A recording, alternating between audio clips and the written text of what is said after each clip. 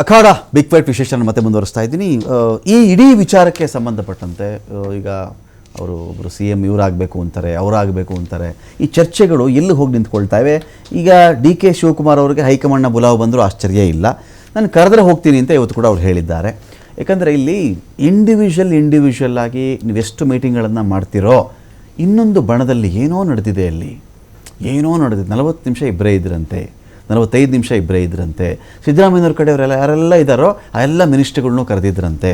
ಅಷ್ಟು ಜನಕ್ಕೆ ಮಾತ್ರ ರಹಸ್ಯ ಸಭೆ ಮಾಡ್ತಾರಂತೆ ಅಂತ ಬಂದಾಗ ಈ ಒಂದು ಬಣ ಇರುತ್ತಲ್ಲ, ಈ ಬಣಕ್ಕೆ ಪೂರ್ತಿ ಆತಂಕ. ಏನು ಮಾತಾಡಿರಬಹುದು, ಏನೋ ನಡೆಸ್ತಾ ಇದ್ದಾರೆ ಇವರು ಅಂತೇಳಿ. ಸೊ ಇದಕ್ಕೆ ಹೈಕಮಾಂಡ್ ಅವಕಾಶ ಕೊಡ್ತಾ ಇದೆಯಾ ಕಾಂಗ್ರೆಸ್ಸಲ್ಲಿ ಅಂತ?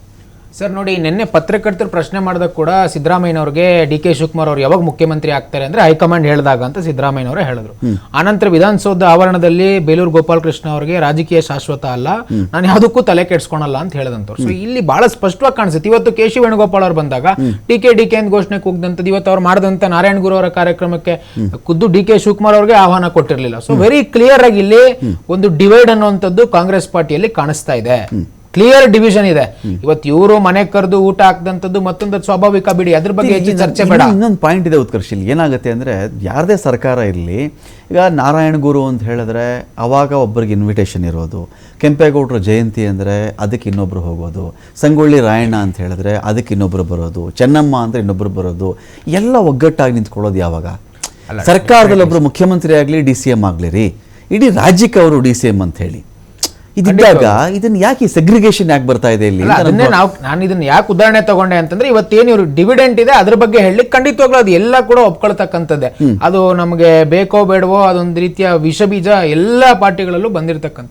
ಬಟ್ ಆದ್ರೆ ಇಲ್ಲಿ ಸರ್ ಇವತ್ತು ನಮ್ಮ ಉದ್ದೇಶ ಇರತಕ್ಕಂಥದ್ದೇ, ಇವರೇ ಗೊಂದಲಗಳನ್ನು ಕ್ರಿಯೇಟ್ ಮಾಡ್ಕೊಂತಿರೋದು. ಇವರೇ ಒಂದೊಂದು ಹೇಳಿಕೆ, ಅಜಯ್ ಸಿಂಗ್ ಮನೆ ಹೇಳಿಕೆ ಕೊಟ್ಟರು, ಬದಲಾವಣೆ ಆಗ್ಲೇಬೇಕಲ್ವಾ ಅಂತ. ಆನಂತರ ಆಮೇಲೆ ಅವರು ಆ ಹೇಳಿಕೆಯನ್ನ ಬದಲಾವಣೆ ಮಾಡ್ಕೊಂಡ್ರು.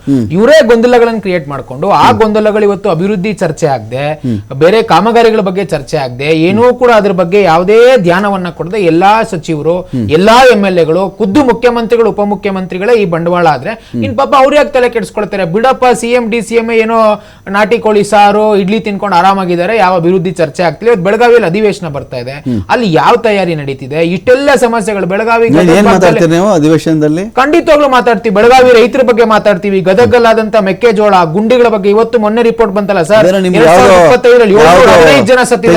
ನಾರದ ಹಗ್ಗ ರೆಡಿ ಮಾಡಿಬಿಟ್ಟಿದ್ದಾರಂತೆ, ಈ ಕಡೆ ಸೆಣಬಿನ ಹಗ್ಗ ರೆಡಿ ಮಾಡಿಬಿಟ್ಟಿದ್ದಾರಂತೆ, ನಿಮ್ ಕೈ ಕಾಲ ಸಾಧ್ಯ. ಯಾವ ಮುಖ ಇದೆ ಅವ್ರಿಗೆ? ಬೆಳಗಾವಿಯಲ್ಲಿ ರೈತರು ಚೀಮಾರಿ ಹಾಕಿದ್ರಲ್ಲ, ಹೋಗ್ಲಿ. ಈಗ ಬೆಳಗಾವಿಯಲ್ಲಿ ನಿನ್ನೆ ಪ್ರೆಸ್ ಮೀಟ್ ಮಾಡಿದ್ದಾರೆ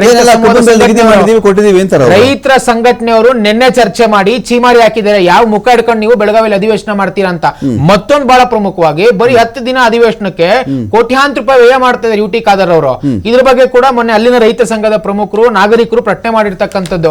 ಇಲ್ಲಿ ನಾವು ಹೇಳ್ತಿರೋಂಥದ್ದು ಇಷ್ಟೆಲ್ಲ ಸಮಸ್ಯೆಗಳು, 108 ಕಿತ್ತೋಗಿರ್ತಕ್ಕಂಥ ವ್ಯವಸ್ಥೆಗಳ ಬಗ್ಗೆ ಮಾತನಾಡುವಂಥದ್ದು ಬಿಟ್ಟು ಇವತ್ತಿಗೂ ಕಳೆದ 20 ದಿವಸದಿಂದ ಬರೀ CM DCM ಕುರ್ಚಿ ಯಾರಿಗೆ ಅಂತ ಇವರೇ ಹೇಳಿಕೆ ಕೊಡ್ತಾರೆ. ಕುರ್ಚಿ ಒಂದ್ ಕಡೆ ನಾನು ಬಿಡೋದಿಲ್ಲ ಅಂತ ಇವರೇ ಹೇಳ್ತಾರೆ.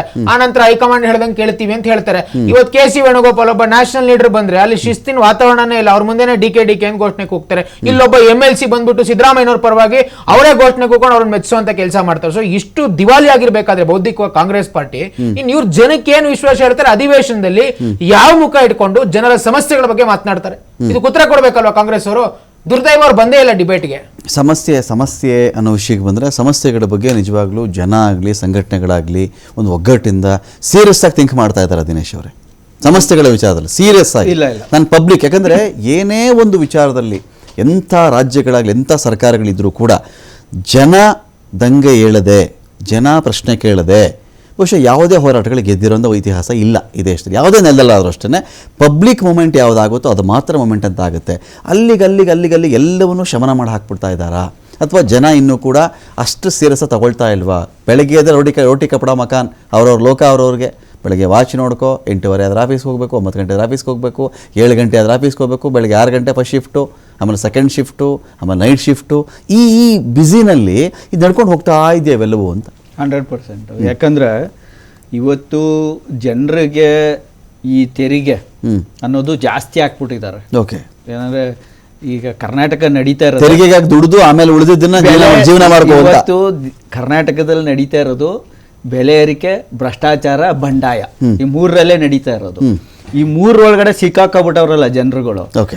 ಆ ಮೂರೊಳಗೆ ಸಿಕ್ಕಾಕೊಂಡಿರೋದ್ರಿಂದ ಅವ್ರಿಗೆ ಏನಾಗ್ತಾ ಇದೆ ಅಂದ್ರೆ ಪ್ರತಿ ದಿವಸ ಅವ್ರ ಜೀವನ ಸಾಗಿಸೋದೇ ಕಷ್ಟ ಆಗ್ಬಿಟ್ಟಿದೆ. ಇನ್ನ ಅವ್ರು ಹೋಗ್ಬಿಟ್ಟು ಪ್ರತಿಭಟನೆ ಎಲ್ಲಿ ಮಾಡ್ತಾರೆ? ಫಾರ್ ಎಕ್ಸಾಂಪಲ್, ಈಗ ನಿಮ್ಗೆ ಹಿಂದೆ ಬಿಜೆಪಿ ಸರ್ಕಾರ ಇದ್ದಾಗ ಒಂದು ಮನೆ ಕಟ್ಟೋದಕ್ಕೆ ಪ್ಲಾನ್ ಸ್ಯಾಂಕ್ಷನ್ಗೆ 50,000 ಇದ್ದಿದ್ದನ್ನ 2 ಲಕ್ಷ ತನಕ ತಗೊಂಡೋಗಿಡ್ತು. ಇವ್ರು ಅದ್ರ ಮೇಲೆ ಇನ್ನೂ ತಗೊಂಡೋಗಿಟ್ರು 2.5 ಲಕ್ಷ 3 ಲಕ್ಷ ಮಾಡಿದ್ರು. ಈ ಖಾತ ಆ ಖಾತ ಪ್ರತಿಯೊಂದೂ ಟ್ಯಾಕ್ಸ್ಗಳನ್ನ ಎರ್ರಾಬಿರಿ ಮಾಡ್ಬಿಟ್ಟವ್ರೆ. ಇವತ್ತು ಇವ್ರಿಗೇನೋ ಒಂದು ಬಿಸ್ಕೆಟ್ ತರ 2,000 ಎಸಿತಾ ಇದಾರೆ ಹೆಣ್ಮಕ್ಳಿಗೆ. ಅಷ್ಟು ಬಿಟ್ರೆ ಇನ್ನೇನು ಇವ್ರ ದೊಡ್ಡ ಸಾಧನೆ ಅಂತ ಏನು ಇಲ್ಲ. ಎಲ್ಲಾದ್ರು ರೈಸ್ ಮಾಡಿದಾರೆ. ಎಕ್ಸಾಂಪಲ್ ಕೊಡ್ತೀನಿ. ಪಂಜಾಬ್ ಅಲ್ಲಿ ನಾವು 59,000 ಪರ್ಮನೆಂಟ್ ವೇಕೆನ್ಸಿ ಕೊಟ್ಟಿದ್ದೀವಿ. ಬಂದು 3 ವರ್ಷದೊಳಗಡೆ 59,000 ಜನಕ್ಕೆ ಪರ್ಮನೆಂಟ್ ವೇಕೆನ್ಸಿ. ಶಿಕ್ಷಕರು ಇದಾರೆ, ಪೊಲೀಸು ಇದಾರೆ, ಎಲ್ಲಾ ವರ್ಗದಲ್ಲೂ ಕೊಟ್ಟಿದ್ದೀವಿ. ಮತ್ತೆ ಇವತ್ತು RTO ಆಫೀಸ್ ನ ಬೀಗ ಹಾಕಿದೀವಿ, ಎಲ್ಲ ಆನ್ಲೈನ್ ಮಾಡಿದೀವಿ ಪಂಜಾಬ್ ಅಲ್ಲಿ, ಡೆಲ್ಲಿಲೂ ಮಾಡಿದ್ದು. ಇವತ್ತು ಆ ಕೆಲಸ ಮಾಡೋದಕ್ಕೆ ಇವ್ರಿಗೆ ತಾಕತ್ ಇದೆಯಾ? ಹಂಗಲ್ಲ, ಇವತ್ತು ಪ್ರತಿಯೊಂದು ದಂಧೆ ಮಾಡ್ಕೊಂಡು ಕೂತಿದ್ದಾರೆ. ಇವತ್ತು ಬೇರೆ ರಾಜ್ಯದಿಂದ ಬರೋ ಒಂದು ಸಣ್ಣ ಪುಟ್ಟ ಗೂಡ್ಸ್ ಗಾಡಿಗಳಿಂದಲೂ ಅಡ್ಡ ಹಾಕೊಂಡು ಲೂಟಿ ಮಾಡ್ತಾ ಕೂತವ್ರೆ. ಆ ವ್ಯವಸ್ಥೆಗೆ ತಗೊಂಡೋಗಿ ಕೂರ್ಸಿರೋದ್ರಿಂದ ಯಾವ ವ್ಯಕ್ತಿಗೆ ಹೋರಾಟದ ಬರುತ್ತೆ.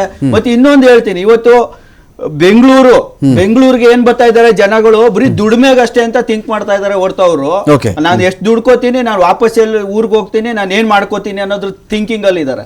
They are not thinking about ನಮ್ ಪರಿಸರ ಎಷ್ಟು ಹಾಳಾಗ್ತಾ ಇದೆ, ವಾತಾವರಣ ಎಷ್ಟು. ಈಗ ಬೆಂಗಳೂರಲ್ಲಿ ಇದ್ರೆ ದಿವ್ಸಕ್ಕೆ 3 ಸಿಗರೇಟ್ ಸೇದ್ದಷ್ಟು 150 ಏರ್ ಕ್ವಾಲಿಟಿ ಇಂಡೆಕ್ಸ್ 150 ಕ್ರಾಸ್ ಆಗೋಯ್ತು. ಯಾರು ಅದ್ರ ಬಗ್ಗೆ ಥಿಂಕ್ ಮಾಡಲ್ಲ. ಆಸ್ಪತ್ರೆಗೆ ಹೋದಾಗ ಅವನಿಗೆ ಗೊತ್ತಾಗುತ್ತೆ, ಓ ನನ್ಗೆ ಈ ತರ 10 ಸಿಗರೇಟ್ ಸೇದ್ದಂಗೆ ಅಂತ ಹೇಳ್ತಾ ಇದ್ದಾರೆ. ಡೆಲ್ಲಿ ನಿಮ್ ಸರ್ಕಾರ ಇದ್ದಾಗ ಎಷ್ಟಿತ್ತು ಹೇಳ್ರಿ ದಿನೇಶ್ ಅವರೇ? ಕಡಿಮೆ ಇತ್ತು ಸರ್, ಇವತ್ತಷ್ಟು ಇಲ್ಲ. ಇವತ್ತು ನಾನು ನಂಬರ್ 1 ನಿಮ್ದೇ ಸರ್ಕಾರ ಇತ್ತಪ್ಪ. ಡೆಲ್ಲಿ ಸಮಸ್ಯೆ ಬಗ್ಗೆ ಹೇಳೋದಾದ್ರೆ ನೋಡಿ, ಪಂಜಾಬ್ ಮತ್ತೆ ಹರಿಯಾಣದಲ್ಲಿ ಹೈಯೆಸ್ಟ್ ಅವತ್ತು ಬೆಳೆಗೆ ಬೆಂಕಿ ಹಾಕ್ತಿದ್ರು. ಇವತ್ತು ಬೇಕಾದ್ರೆ ನೀವು ಯಾವ್ದೇ ವೆರಿಫಿಕೇಶನ್ ಮಾಡಿ, ಪಂಜಾಬ್ ಅಲ್ಲಿ 99% ಬೆಳೆಗೆ ಬೆಂಕಿ ಹಾಕೋದನ್ನ ಸ್ಟಾಪ್ ಮಾಡಿದ್ದಾರೆ, ಹರಿಯಾಣದಲ್ಲೂ ಸ್ಟಾಪ್ ಮಾಡಿದ್ದಾರೆ. ಬಟ್ ಉತ್ತರ ಪ್ರದೇಶ, ರಾಜಸ್ಥಾನ, ಈ ಬಿಹಾರ, ಈ 3 ಸ್ಟೇಟ್ಗಳಲ್ಲಿ ಇನ್ನೂ ಕಡಿಮೆ ಮಾಡಿಲ್ಲ. ಅಲ್ಲಿ ಕಂಟ್ರೋಲ್ ಮಾಡಬೇಕಾಗಿರೋದು ಬಿಜೆಪಿ ಅವರು. ಇವತ್ತು ನೀವು ಹೊಸ ರಿಪೋರ್ಟ್ ಹೇಳೋದು ಕೂಡ ಬಿಜೆಪಿ ರೈತರು, ಆಮ್ ಆದ್ಮಿ ರೈತರು ಅಲ್ಲಿ ಸರ್ಕಾರಗಳು ಹೊಣೆ ಆಗ್ತವೆ. ಈಗ ಪಂಜಾಬ್ ಅಲ್ಲಿ ಏನ್ ಮಾಡಿದ್ರು, ಹುಲ್ಗೆ ಬೆಂಕಿ ಹಾಕ್ತಿದ್ರಲ್ಲ, ಅವ್ರಿಗೆ ಹೊಸ ಮೆಷಿನ್ ಗಳು ಕೊಟ್ಟು ಆ ಹುಲ್ನ ಎಕ್ಸ್ಪೋರ್ಟ್ ಮಾಡೋ ತರ ಮಾಡವ್ರೆ. ಅಂದ್ರೆ ಅದನ್ನು ಒಂದು ಉತ್ಪನ್ನ ತರ ಮಾಡ್ಕೊಟ್ರು, ಬೈ ಪ್ರಾಡಕ್ಟ್ ಮಾಡ್ಕೊಟ್ರು. ಅದರಿಂದ ಅವರು ಇವತ್ತು ಅದು ಬೆಂಕಿ ಹಾಕೋದನ್ನ ಅವಾಯ್ಡ್ ಮಾಡಿದ್ದಾರೆ. ದುಡ್ಡು ಬರ್ತಾ ಇದೆ. ಮತ್ತೆ ಇನಿಷಿಯಲಿ ಅಮೌಂಟ್ ಕೊಟ್ಟಿದ್ರು. ಮತ್ತೆ ಇವತ್ತು ಜನ ಏನಾಗ್ತಾ ಇದಾರೆ, ಇವತ್ತು DK ಶಿವಕುಮಾರ್ ಅವ್ರದ್ದು ಒಂದು ಕತೆ ನೋಡಿದೆ. ಯಾವ್ದೋ ಅಲ್ಲಿ ಮಂತ್ರಾಲಯದಲ್ಲಿ ದೇವ್ರ ಹತ್ರ ಇದ್ ಕೇಳ್ತಾ ಇದ್ರು, ನನ್ಗೆ CM ಪೋಸ್ಟ್ ಕೊಡ್ತಿದ್ರಿ ಅನ್ನೋದಕ್ಕೇನೋ ಹೋಗಿದಾರೇನೋ. ಅಂದ್ರೆ ಇವತ್ತು ಒಬ್ಬ ರಾಜಕಾರಣಿಗೂ ಆ ನೋವು ಆಗ್ಬೇಕು, ಆಗ್ಲೇ ಆಗತ್ತೆ ಅಂತ. ಯಾಕಂದ್ರೆ ಇವತ್ತು ನಮ್ಮ ಜನಗಳು ಸರ್ಕಾರಿ ಕಚೇರಿಗಳಲ್ಲಿ ಕೆಲಸ ಆಗದೆ ದೇವ್ರ ಮರೆಗೆ ಹೋಯ್ತಾವ್ರೆ. ದೇವ್ರಿಗೆ ಹೋಗ್ಬಿಟ್ಟು ಅಡಕೆ ಕಟ್ತಾರೆ. ಇವತ್ತು ರಾಜಕಾರಣಿಗಳು ಅದೇ ಪರಿಸ್ಥಿತಿಗೆ ಬಂದವರಲ್ಲ, ನಮಗ್ ಖುಷಿ ಆಗುತ್ತೆ. ಫೈನ್, ಚರ್ಚೆ ವೆರಿ ಇಂಪಾರ್ಟೆಂಟ್ ಫ್ಯಾಕ್ಟ್ ನಾನು ಹೇಳೋದು. ಚರ್ಚೆ ಮತ್ತೆ ಮುಂದುವರಿಸ್ತೀನಿ, ಒಂದು ಬ್ರೇಕ್.